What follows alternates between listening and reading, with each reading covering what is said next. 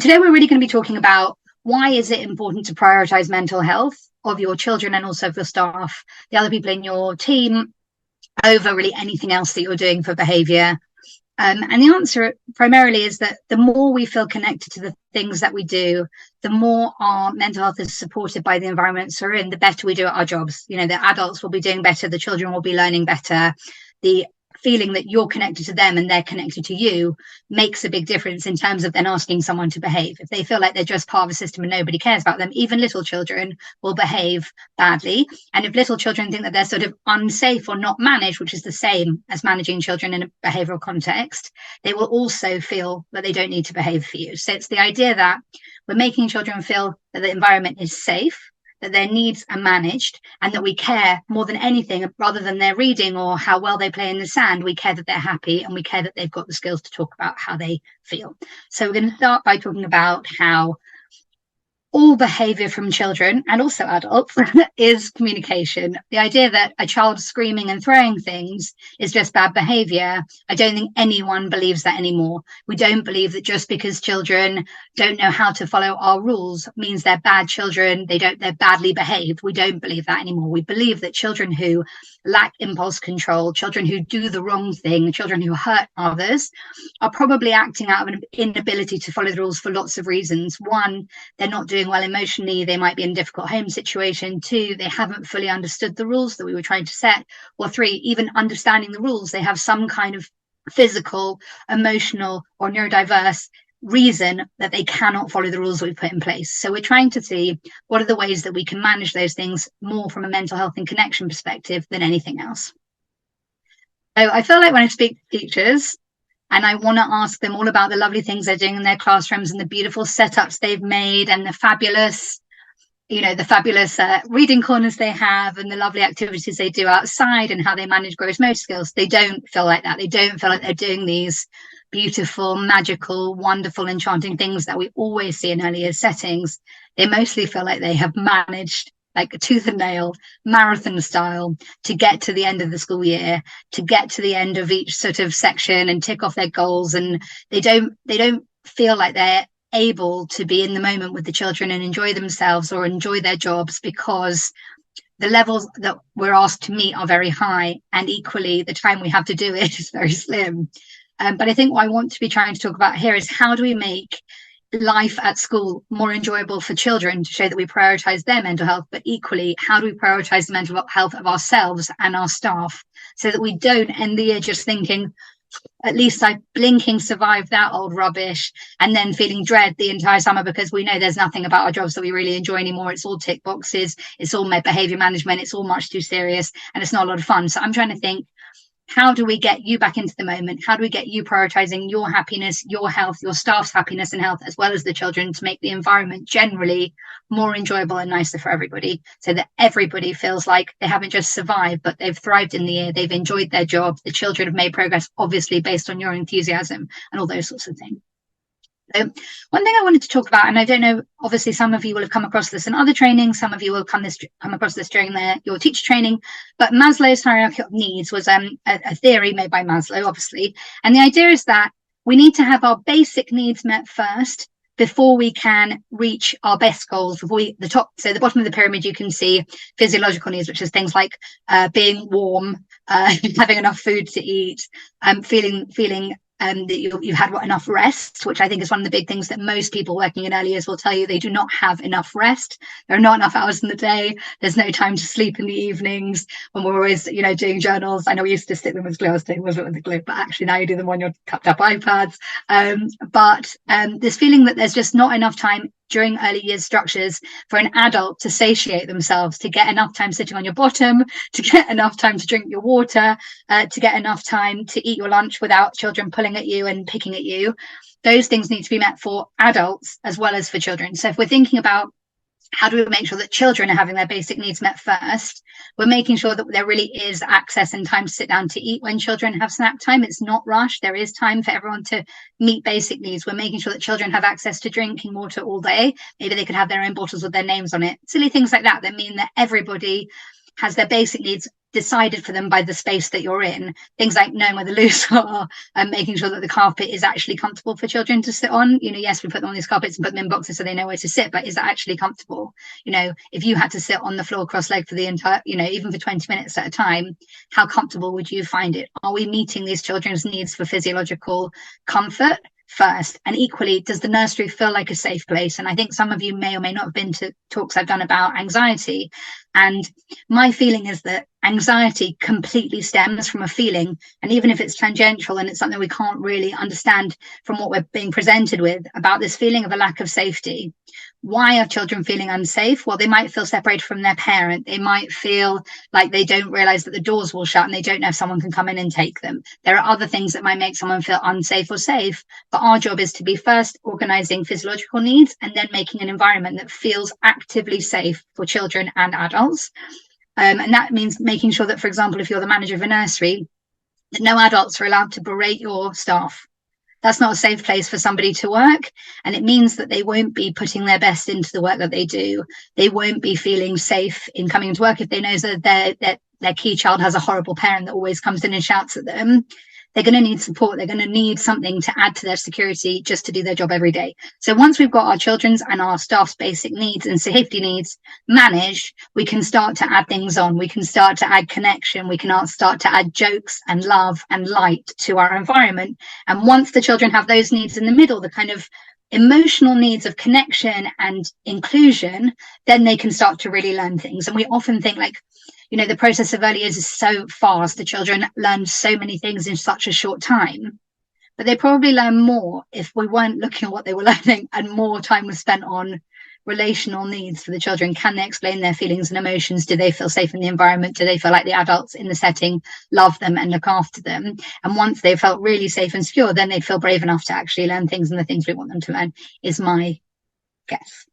So these are the things I think are really important about mental health for everybody in our settings. So this is true for adults and children, but obviously it's different depending on if you're an adult and child, what you need. So it makes everyone feel safer, better accepted, and more able to be themselves. So if your staff know that you're prioritizing their happiness, or that you're prioritizing your own happiness, you're going to be putting more energy into that. You're going to be making sure that instead of being rushed through lunch, there is an actual lunchtime where someone's managing the kids and everyone else can eat. And maybe there's just one day a week where one person in your staff doesn't get to have that relaxing lunchtime, but everybody will get one day where they don't, but everyone else will have this time and space where they feel safe and they can actually be still for 5 minutes. It makes happiness the goal rather than attainment, which is important for everybody. It's not how hard are you working, it's how happy are you working. And that's true for adults and children. I think that's really important. It teaches everyone better coping skills, because it means that your staff can say to you, or you can say to your boss, I'm actually having a really rough day. I'm not doing that well. Any chance I could have a quieter job for this afternoon? Could I be the outside person? Because going outside really makes my mental health improve. And also for the children, if they can see that we manage happiness and everyone's happier and we're looking after each other, and the staff support each other, they pat each other on the back when they look sad, there's kind of actual coping skills going on in the classroom. The children will learn those things too. It allows everyone to enjoy their jobs, which is really important. And the big one, I think, is that we've all learned now that it's okay not to be okay. And that's true. It absolutely is okay to have sad feelings. Everyone has sad feelings, angry feelings, worried feelings. But you don't have to stay sad for years. You don't have to stay anxious for years. You don't have to stay angry for years. There are things we can do just by ourselves or with our friends, in therapy, with support, to stop feeling those more difficult feelings all of the time or some of the time. And I'm not suggesting that we can banish sadness from people's lives. We can't, but we can make it a priority to seek help once you've identified that you're not okay. And we need to say that to our staff as well. Like, we know people have mental health struggles. Well, let me know. Let me know that you're not doing okay, and we'll see what we can do to improve your experience. So now we're going to be talking about classroom setup. How do we set things up to help everyone feel supported? Classroom expectations, use of books. How do we do fair punishment and reward and still manage people's mental health? Helping children feel capable and positive about themselves, and getting your school team on board. So I'm going to try and fit all those things in. I hope that's okay. I don't know if there's something in the chat that I haven't seen. Okay, nothing yet. Perfect. So if anything comes up, you can ask, and if I can see it, then I can try and answer it, particularly if it's part of what I'm talking about. I can try and fit it in. So let's get started. So yeah. How to set up your classroom so that it manages mental health for both staff and children. So the idea is that we were always told that that walls in classrooms needed to have like every possible thing on them, be bright and bold. But actually, that isn't necessarily true when we think about the different kinds of neurodiversity that we'll face in our classroom. Children who are autistic may find the wall displays much too much. They may find the children with ADHD might find it very hard to concentrate and function properly in a room that's overly stimulating. So instead of just saying, yeah, whap it up on the walls, let's have everything, let's have a numbers display and then right next to it a writing display and right next, let's see if there's a way that we can sort of go for a bit of a minimalist route where we consider the things that really have to be there and also how they look. Have they got loads of pictures, loads of stuff? How do we make it sort of accessible and visual, but without making it overwhelming? Can we pare back and take a bit off? And if the school says, why have you done that? You can say, we're trying to create a calmer classroom. We're trying to create space that feels calm and important, but also has these fun areas where children can sort of learn to manage more stimulation and more input. So we're considering what should be on the wall, and we're also considering what is it like for those children to sit on the carpet. Is the carpet, if you've got one of those like rough carpets, they've got like they're a bit like a carpet that's a bit wiry, children with sensory needs will find that incredibly difficult to sit on even for 5 minutes at a time. Have you got cushions that certain children can sit on if the floor is uncomfortable? Have you got seats for your adults to sit on by the carpet that are actually comfortable so they don't have to sit on a scratchy carpet in a cross-legged position all day unless they have to? I think there's another thing about carpet setup particularly. So when I was teacher training, they told me it was really important if there was like a naughty child in my class, a difficult child in my class, that they should sit right next to me, right in my eye line. I would know exactly where they were and what they were doing, and I could really, keep my finger on them. And actually, we know that when children are sort of anxious or riled up or sort of dysregulated, when we come close to them, it will trigger obviously their animal responses as it would if someone came close into your face and was watching you in a sort of extended and extreme way. And what we think now more so is that children who we know have trauma or children who seem dysregulated in the classroom, either in sitting on a chair a bit further back with a back on it so that they've got something behind them, or with a near to a wall so they know there's nothing sneaking up on them, nothing that can sort of catch them off guard, sitting in a corner, like not sitting in the corner, but sitting in a corner so that they know that they're sort of safely surrounded by structure, can be much more helpful for those children that just can't stay calm on the carpet because they don't feel watched, and that doesn't make them even more dysregulated. They have the ability to sort of calm themselves down with what's called proprioception. So proprioception is the ability to know where your body is in space. I know that if I reach back, I'm going to end up touching my cupboard without looking at them, because as an adult, I've got very good proprioception where I try my best not to walk into things, so I know how far away I am from objects. When a child knows that they are near to an object in a safe way, they can begin to use proprioception to calm themselves down. So when we have a child sort of dysregulating right in the middle of the carpet at the front with people moving around them and us really close to them and the right whiteboard in their face, they don't have proprioception. There's too many other stimuli to help them to understand how centered they need to be. So we move children to the back, we move children against a wall so they don't have so much space to wiggle around and they know where everyone is. And those things can make a very big difference for children who have been sort of like watched and judged in their lives. To feel like they've got a bit more space, but there are adults nearby if they need them, might make a very big difference to the way that you're running your carpet. Should they be at the front or the back? And the answer is depending on the child. It might be near the front, but with an adult that they trust, or with one of their body parts leaning against the whiteboard so they know how far away they are from things, or at the back with a wall behind next to them or next to a trusted adult that might help them. There might be a need for different kinds of pillows for children on the carpet with sensory issues, or children who just need a different kind of input in the carpet. And also I like to suggest, particularly in early years, having a sort of calm zone, preferably something like a tent that a child can actually zip in and they can just like be in a quiet space, because early years can be very, very loud. And inside would be sort of calming things like sound timers and fidget toys, and maybe something they could listen to music on so they could like actually make a quiet and calm space for themselves. And the idea, obviously, once you set up a calm zone, is that you teach children how to use it. So you can regularly send two children to it when they're in a normal state to like practice being calm. And also make sure that there's safe spaces for your adults too, that your adults have a place to put their bags when they come in. They're not just sort of shoved under a table, anyone could touch them. That's not going to make anyone feel comfortable. They've got a good place that's safe to put their things. They've got a good place to sit for their bottoms, particularly if those are larger, nice big bottoms, that they've got somewhere to put their lovely bottoms. So they're not sitting in an uncomfortable position all day and then obviously having back problems at night. And I think the other thing is we often ask our classes to come up with rules for behaviour.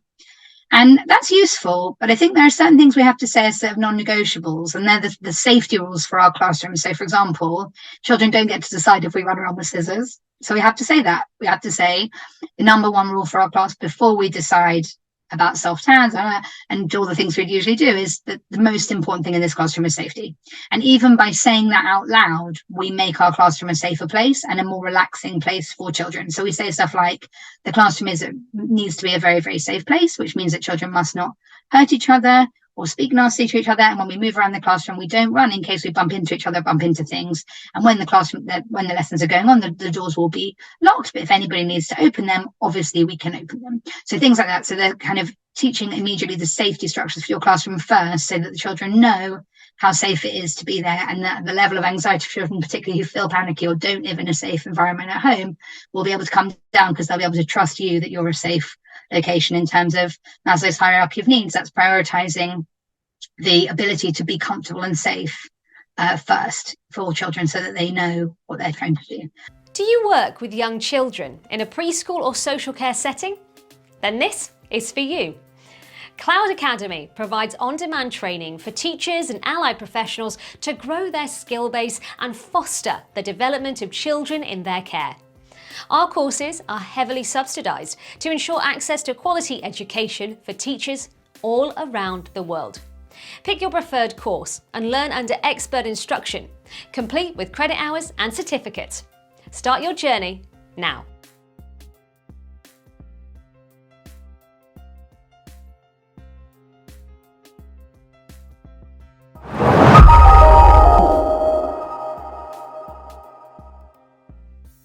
The next one is about thinking about classroom expectations. So originally we would be asking children to, for example, all line up facing the same way, completely in silence, march around school. And I think there are still lots of schools that are asking for that, or even in early years, all the children are trying to be quiet on the carpet, even for short bursts. But actually some children really can't do that. And in making particularly very nice children who are people-pleasing, sweet children in a nice way, it can be too much for them to feel that they immediately can't join in the game because they can't do the rules, and it's a lot of pressure for them. So I think what I would be asking, instead of like complete silence on the carpet, is this idea of, is it quiet enough for learning? Is it quiet enough? And the children who need to make a bit of noise, they could be a bit further away from the sort of main teaching area of the classroom, that they're not right in the front row on purpose, so that if they need to make a little noise or whisper to their TA or to someone else on the carpet, you could have like a whispering section for the children that just really have to talk to each other.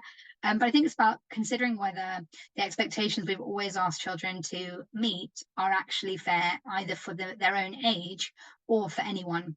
You know, if I go somewhere with a friend, I don't want to have to sit there completely in silence. I'd feel really offended if I was at the cinema and I whispered to my friend, like, oh, what, can I have some popcorn? And someone was like, how dare you? This isn't how we behave here. I really wouldn't like it. And it would make me feel like I was being sort of judged immediately, and I wouldn't be able to sort of have any difference in myself. And some people have legs that get tired from sitting in crossed legs. Some people have wiggly fingers and picky fingers, and they like to pick and pull. And the idea that we should all be sitting in silence without moving is almost impossible, and it sets lots of children up for failure. So I will be thinking, what are the ways that I can offer things in my class that mean we still get everything done, but everyone is allowed to sort of be comfortable physically, particularly. So things like, I'm going to try and say that I'd like the children to all sit with crossed legs. If your legs get tired, you can put your legs out in front of you, or you can put your legs sort of to the side like this, you know, but they mustn't touch anybody else. So the expectation is not to sit with your legs crossed in silence, but that you're quiet enough that I can talk to everyone, and that your legs don't touch anybody else on the carpet. I think that's a really fair way. If children are still enough that they don't interact with each other, that probably would be fine in terms of teaching, particularly in the early years.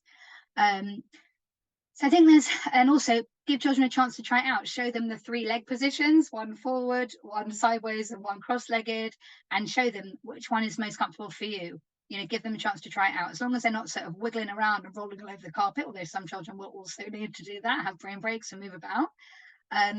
I think it'll be possible to have a slightly different expectation that everyone can find a quiet and comfortable position, rather than everyone sits in silence and sits with their legs crossed, depending on the class that you have.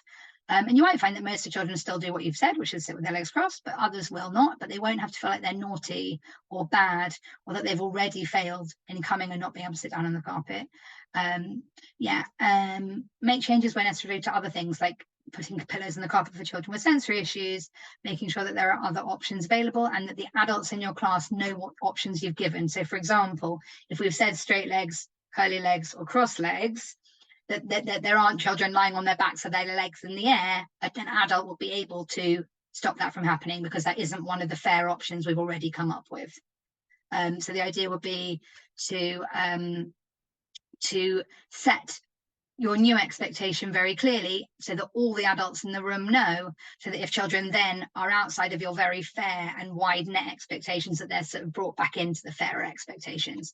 So those are the things I think what we've talked about. Classroom expectations. This one could be a good one for any questions. If anybody has a question about classroom expectations, this might be a good moment, because this is obviously a bit different from what we've always said about classroom expectations, in that we always would say that everyone should sit the same way and everyone should do the same thing. And actually, I think we're beginning to think that that's not true, based on differences in children's needs emotionally and physically. So if there are any questions, I'll just wait 1 second, just in case anyone wanted to ask anything about that, because that is a bit different from what we used to say, for sure. Okay, I'll move on, but if it comes up, I'll notice it. Right, so I think the other thing we're trying to do, particularly in the early years, because it helps so much, is increase children's ability to explain how they feel. So instead of them sitting there on the floor screaming and crying, they would say, I'm sad because he took my toy. I'm angry because he pushed past me. But children don't know how to do that, particularly if no one's doing it at their own homes, and particularly if they haven't been given the vocabulary. So the main way I think that we can teach children about appropriate emotional vocabulary, and also feelings, and also skills for things like making friends or calming down, is to use books. And there are more and more and more and more books now about children's mental health, about mindful breathing, about for example, on the screen you can see lots of books. So for example, the first one that says we check in with each other, that one is all about consent. It's about playing with consent. So obviously it doesn't mean consent to physical activities that you might think of an adult using consent for, but it's about checking in with friends when they do or don't want to do things that you want to do, and that everyone is allowed to say no. If you want me to run around and pretend to be a dinosaur, if I fancy it, I can, but if I don't fancy it either today or tomorrow, I don't have to. But then we might be able to find a common decision, or equally we might be able to play another day something else we both fancy. We don't have to always play together, particularly if the other person doesn't want to. So the idea is it sets those things out for children. And my way of doing it would be, for example, read it to the children on a few days, and each day you can do something slightly different with it. So read it to the children, talk about it, say, have you ever felt anything like that? What happened when you couldn't play? And even you can use examples that you've seen in the playground, as long as it's not embarrassing for the kids in your nursery settings. But the idea is that you'd act it out. So for example, then the next day you might have 2 of your adults. One of them will say, like, I want you to come and sit here and do painting with me. And the other adult will say, I don't want to. And then you would get your kids to help them using what they learned from the book really actively, so they can see what that's like. So stage moments, act it out, and then make a rule. So the rule is, if you want to join in, you can. If you don't want to join in, you don't have to. Right? And that's a very fair rule for life, and that should be fair for adults as well. And then be consistent about it. So then in the playground, if children are saying, he doesn't want this, and say, okay, what's the rule? If you want to join in, you can. If you don't, you don't. And everyone should use the same language that you've come up with in your school rule there about how to teach consent in play, which is then useful, obviously, in consent in every other situation. Once kids understand what consent is, which is that you don't have to do something you don't want to do, in a situation which is, obviously a choice. Like, obviously, if there's a fire, you do have to leave the room. But I mean, in kind of times where there's an option, you don't have to. And that's really important for everyone to know. And equally, that's also true for the staff members that you have. So everyone has to go outside 1 day a week. because it's fair to everyone, particularly in the winter. But if it's a day where you really don't want to, your staff should be able to say that to you. I just really don't fancy going out. Can anyone swap with me? I'll swap with you on for Friday. But that it's fair for everyone, that we've got this ability to change plans based on consent. That's really important. So the first one is about consent. I really recommend it. There's another one in the series that's more popular. I think this is a better book. When you read it, it makes more sense because there's another one. I'm sure when you look, if you were to look up this book, you'll see the other one that's got lots of reviews. This one I really recommend we check in, which has really good. Breathing is my superpower, and there are lots of others, although I do like this one, about teaching children how to breathe when they feel upset and angry. This is all part of this idea of it's okay to be angry or sad. What do you do next? So you've identified that you're angry. What should you do now? You've identified that you're sad. What should you do now? And these books are all about teaching children how to manage those things. The one at the end, Amelia Badilia's First Day of School, is an absolutely cracking book for classroom expectations, because Amelia Badilia does everything wrong. So she goes to nursery or school, I can't remember, but she does everything wrong. She sits in the teacher's chair, she stands on the desk, she paints on the wall, all the things that the children shouldn't do, and they know they shouldn't do, so they can really enjoy it and have a good old laugh at Amelia Badilia and all the silly things that she does, obviously allowing them to then talk about what you should do, showing that everybody does in fact know and that everyone can join in a way that's really fair. And then all the ones at the bottom are all about how to make friends. And I think that we often teach children wrongly how to make friends. And I think we were all taught wrongly how to make friends, which is like, if they're there, you should be friends with them. And that I don't think is actually true. If people are nice to you and include you and you think about you and help you, be friends with them. If they're not, don't. And I think we should say that to kids. If there are two kids that are consistently excluding another child, just say to them, I don't think they're the right people for you to be friends with. Go and play with somebody else. This idea that we should just teach children to just stand there and take it until someone lets them in is just absolute rubbish. And I'm not really sure how we all ended up doing that. I think it's because we want everyone to be nicey and not sort of fall out with each other.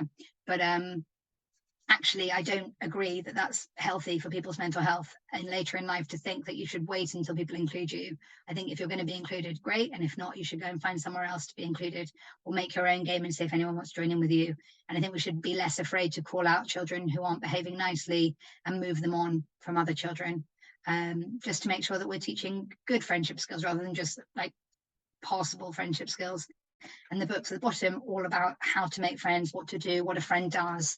And then if someone isn't doing that, you can say, oh, I remember in that book we read about making friends. That doesn't sound like one of the things a friend would do. And you're not saying, I think you're a bad friend. You're saying, like, we read that book, what a good friend is. Do you think that sounds the same? So it's less judgmental. It gives children a place to think about things from. And it kind of it means that you've got a sort of emotional vocabulary that's sort of set up based on a structure that you've come up with together at the time.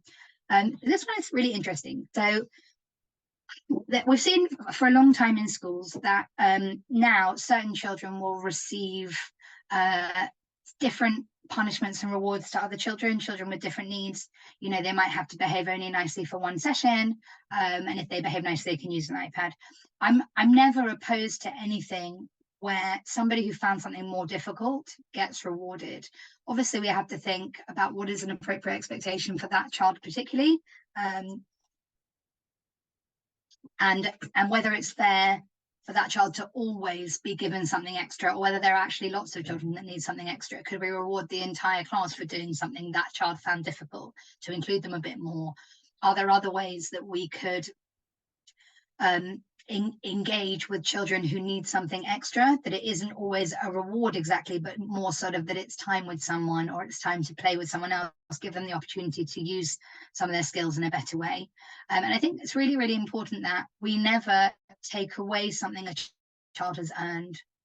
I don't think it's fair. And I think if you think about the way that you work at your job, if once you got to the end of the week, your boss said you were late one morning, and when you made me a cup of coffee it was cold, so actually I'm not going to pay you for this week, I think you'd be absolutely offended and disgusted in the extreme, and you think, but I really tried my hardest, and that isn't how this should work. And that is exactly how children feel when their rewards are removed, because they've been given a structure, they're trying to meet it, they have met it, and then they do something else which is not part of what they've already been judged on and they couldn't manage, and then we punish them for something that have already earned. It just doesn't seem fair to me. And I think we have to think what it would feel like if it was us. And then that makes it easier to enforce or think about.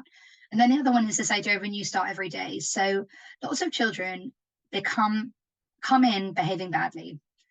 If we don't manage them in the first part, because either they're behaving badly because they're upset that they've arrived in our nursery setting, or they've misunderstood something about behavior at home, or they've misunderstood something about behavior based on what we've said, we then allow them to become the naughty child, the bad child, the child that nobody wants in their group, the child that the other children move away from. And that means that from an incredibly young age, these children have a negative self-image as defined by the adults that look after them. And it's not fair.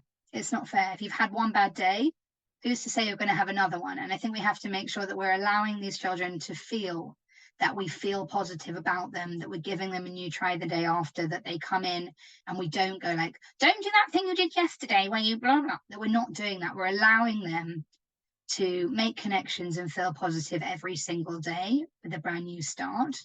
And that we don't even talk about it. Like, one of the things I really struggle with as a therapist for children, working with schools and working often with, I do parenting support for parents who can't afford therapy, but they can afford 1 or 2 sessions where we talk through what's going on with their kids and we think about other things for their behavior and things to do. Is often these children are given these behavioral books. I don't know if any of you have any of those in your own schools, or you see kids who have been given these books where the school write down all the absolutely terrible things that child's done that day. They knocked over the tower, they hit Mrs. Smith, they ate someone else's lunch, they were a really terrible person, everybody hated them, and then their parents have to take that home, and the parents then have to basically punish their children for behaving badly at school when they've already been punished for it. Then they often write things back in like, yes, he also behaved very badly at our house, she splashed all the water out the bath and was rude to her sister, and then that goes back to school. And this child is basically carrying everyone's negative expectation in their book bag backwards and forwards. They're carrying this label of being a bad and naughty child everywhere they go, and there's no respite. And that child then comes in with this heavy load, knowing they've been a bad person. They come into school where they also think they're a bad person, and they go home to a parent who thinks they're a bad person. It's awful. It's too much for children to manage. If there's anywhere, if you're working in a school and anyone is using those behavioral books, I'd like you to put them in the bin immediately. It's too much pressure. We have to start every day over, which means that there should be no cataloguing in a place that children can see. If it's an incident, like a child hurt somebody, obviously you have to catalogue it and instant report it. But it shouldn't be something that that child sees. It isn't a black mark against them. I would not behave nicely if you thought I was horrible and you kept telling me I was. I think I'd find that really rough. And also people reminding me of the things I did a few weeks ago that were terrible. I'd absolutely hate that. I would not like that. And we all make mistakes, and we all do the wrong thing, and we all accidentally break something eventually, and we all accidentally say something nasty we shouldn't, because we're all human. And I think this thing about making sure children have a chance to be seen as good every day, even if they did something bad the day before, even if they are the bad kid in your class, that they get to start again, and they feel that people are investing in the fact that they're a good kid, is just completely life-changing for certain children. So I think there's other things that I think about how I would like someone to tell me I'd made a mistake. I've made a mistake with someone else. I want them to be calm and kind about it. I want them to explain why without being judgmental. And I want them to give me the opportunity to make it better. And I think that's the thing I want to talk about next. So I wanted to talk about this idea of forcing children to say sorry, which is something we've been doing as a society for years and years. And it doesn't work. It doesn't work for children to have to say sorry when they're not sorry, or when they're not calm, and they just stomp over there. I'm sorry. I am sorry. I shouldn't have done that. I'm sorry. It doesn't work. The child's going to do it again. The child's going to feel rubbish. They're going to feel like they're a bad person, and they're not going to be able to understand really why they're sorry, because their animal brain that's protecting them from feeling bad is going to stop them from being able to really feel sorry for the other person. So I want to think about the idea of saying sorry just quickly before we move on to the other thing, which is, and it's really, really important in reception and early years to think about this idea of saying sorry for no reason, like not understanding what sorry means because they're far too young to do it. So let's say you've got a child that hits another child and you've seen it, you know it's happened, you know who did it, you know exactly what's happened. I want you to pretty much immediately ignore the child that's done the hitting. So move them away without talking to them, not rudely, not saying I'm not talking to you, you've just hit someone. Just move them away and go to the child that's been hurt. I say, oh gosh, You okay? What's happened? You've been, oh my gosh, that's not good. And I want you to show that the person who gets the most attention in this case is the person who's been hurt, not the person who's done the hurting by being told off and they're terrible and how could you. We kind of move them away very calmly, and then we focus on who has been hit and we try and deal with that situation. We calm them down, we make sure they're okay. When everything's calm, and that child can understand that they've probably done something wrong. So you might wait till that child's a bit calm and then say, you know, James, I saw that you hit Sally. Like, what should we do about it? You know, I don't think you'd like that. What can we do now? And then we can say, I think we should ask her what we can do to help her feel better. And if they want to say sorry, they can. If that's the thing they think of, well, I think I'll say sorry to her. That's great. If they don't say that, they say, I don't know. Well, so let's go and ask her. Let's go and ask what we could do to help her feel better. And then she might say, like, he can give me a hug. And then you have to say, would you like to give her a hug? So just because she said she wants one doesn't mean the other child has to do it either. There's also consent in that the activity to make the child feel better. No, I don't want to hug her. Okay, well, could you give Sally a high five instead to show that you really didn't mean to hurt her and you're going to try better not to do it the next time? Yes, I can. There we go. So what we're trying to teach there is the idea of active repair, not blame and shame. And it's really important in terms of managing behaviour that we don't hype up the children that have done something we don't like, because obviously the attention of doing something you don't like and being told off and having an adult yourself really for a long time is too inviting for certain children without a lot of attention. So we're trying to think, how do we teach children to make the mistakes they've done better? So I broke blah blah's painting. Okay, well, what can we do to help them feel better? Well, will you help me stick it together with sellotape? Yeah, of course I will. And then we can go and give it to Stacey and give her a picture back. So the idea is that we're teaching active repair rather than blame and shame instead. But this one is I've got how long have we got? Yeah. Okay, cool. Yeah. So we'll just watch a very short amount of the video that I've got in the corner because it's really showing you what I want to say. So this is about the idea of getting your team on board with what we're doing. So the idea that a school or a unit or an earlier setting is prioritizing mental health by thinking about the way that we speak to each other, trying to make a happy and safe and positive environment for children and adults, and kind of setting a tone that relationship is important, that happiness is important, that consent is important. All those things are a priority for our school or our setting. So I just want to show you this little video. I'm going to try and move it over, I think. If I might just make it bigger. Hold on. There we go. Don't know if you'll be able to see it. Hold on. I'm in the way. Hold on. I don't know if you'll be able to see it. If you can't see it, let me know and I'll come out of it and put it on actual YouTube.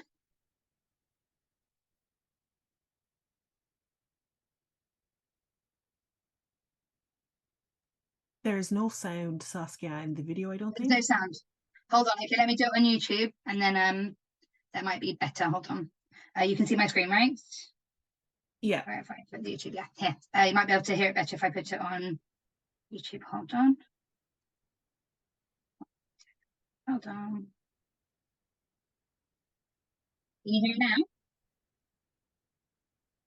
No. No. No, that's weird. Okay, hold on. You can't hear the sound on it? No. Oh, okay. So basically, I can tell you what it's about. Maybe you can sort of see while I can talk over it, sort of thing. Basically, the little boy is trying to engage with the adults in his school, and they sort of ignore him. They don't think about what he's doing. This adult is blaming him for forgetting the thing that he was meant to know. He didn't know his name for his thingy. You can see the subtitles. And obviously, the slowly is a bit different.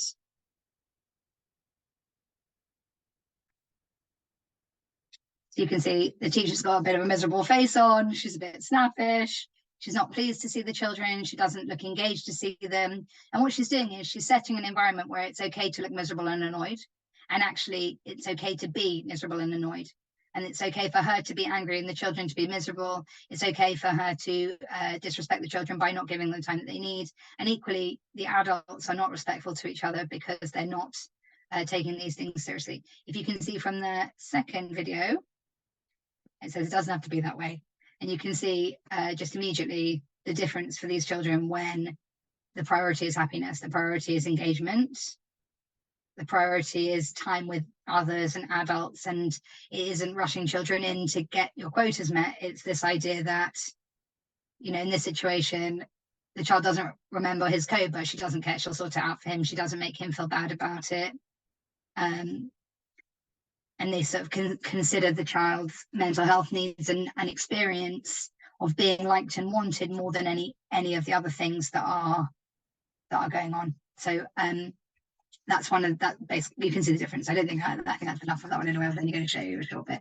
But basically, what we're thinking about now is this idea of helping children to develop in a school setting based on the way that we manage the school. And I think I'm missing on most slides, but it doesn't matter. I was going to talk to you a little bit about how to help children improve self-esteem, which is really, really important to getting children to behave. So we talked a bit about how parents in schools often use shame and these like these, you know, books where they write down how terrible the children are, for example, as a means of controlling children's behavior. The thing that controls children's behavior the most, in my opinion, is the idea that they think they're a good kid who should behave nicely, rather than a bad kid who's trying to make it work. And we do that by, firstly, actively, like in the video I showed you, looking pleased to see the children that come in the morning, and equally through the day when they come to us, we try and fix our face if we can't. And also for the adults in our room, we try and look pleased to see them. We try and look pleased to see parents. We set an environment where everyone is pleased to see each other, and the children are adding to our positivity and environment as we go. And equally, that we try and show children when they've done something good, and we give them the opportunity to say that about themselves. So a child's done a beautiful painting, instead of walking up and saying, that's a beautiful painting of a cat, we would say, what is that? What have you made? Then we tell them to let them tell us what it is. And then we ask them, what do you think about it? And we let them say how great it is before we compliment them, dive in, add to what's going on. We allow them to start considering the things they make, the way they play, the things they produce, the way that they do things, the songs they sing. We're trying to help them to see the positives in what they do. And obviously we should praise them. I'm not in the school of thinking that you should never praise children. It's all about intrinsic motivation, extrinsic and intrinsic motivation, the feeling we get from the inside and the outside about motivation. Is fine. It is useful. It's useful to be motivated from ourselves and also from the motivation of others. So I think there's this idea of making children feel pleased that we have them there, like we saw in the video, but equally that we allow them opportunity to feel pleased and proud for themselves, rather than us saying, you must be so proud, or I'm really proud of you, asking them, like, what do you think about that? Are you proud? And giving them the chance to sort of be proud and see what that feels like for themselves. And then this idea, you know, if you are worried about the rest of the school environment you're working in, or the setting, that generally it's quite a miserable place, I would sort of maybe show management the video that I showed you, obviously with the sound on, about how it's kind of top down. We set this environment from the top down all the way to the tiniest children that we teach. And a safe, happy environment where people are looked after and people think they're good enough and great and that they're happy to see them, makes the biggest difference of anything that I've seen that manages behaviour. Making a positive setting where children know they're not going to be really, really shouted at if they make a mistake, like spill the paint water on the table, when obviously no one is spilling paint water on the table on purpose. And if they are, there's something else we need to discuss. Yeah, so I think I would talk to the adults in your team, talk to the adults in your school about an active change, explain that you're aiming to treat the children as real people with real feelings, and say something like, I know I can also get shouty, and some days I'm really frazzled, but what I'm going to do is I'm going to try and prioritize time out when I'm frazzled, and say to someone, could someone else dismiss, I'm really frazzled, and also I'm going to ask you to check on me that I'm not too shouty, and I'm going to ask everyone to check on each other. I want to try and see if we can all make this a more positive environment. And you can only do it by leading by example, being fair, being positive, and using good manners, making sure you say please and thank you to the adults in your setting, not just expecting that children will do that. And also taking time off and saying so. I'm actually asked the school if I can take an early Friday because I've really been overwhelmed, and obviously not all the time, because that also doesn't show a good example of responsibility and management. But just telling your staff that you allow them to be human in the same way that we're now asking them to imagine the children are human as well.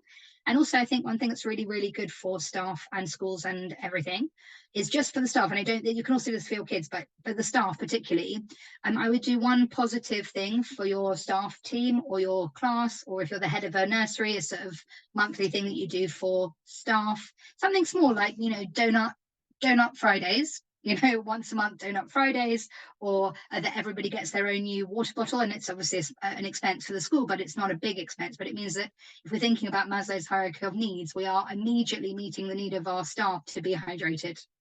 They can also have school water bottles like the children do, so that they're all hydrated. So you're meeting the need for the adults in your staff team.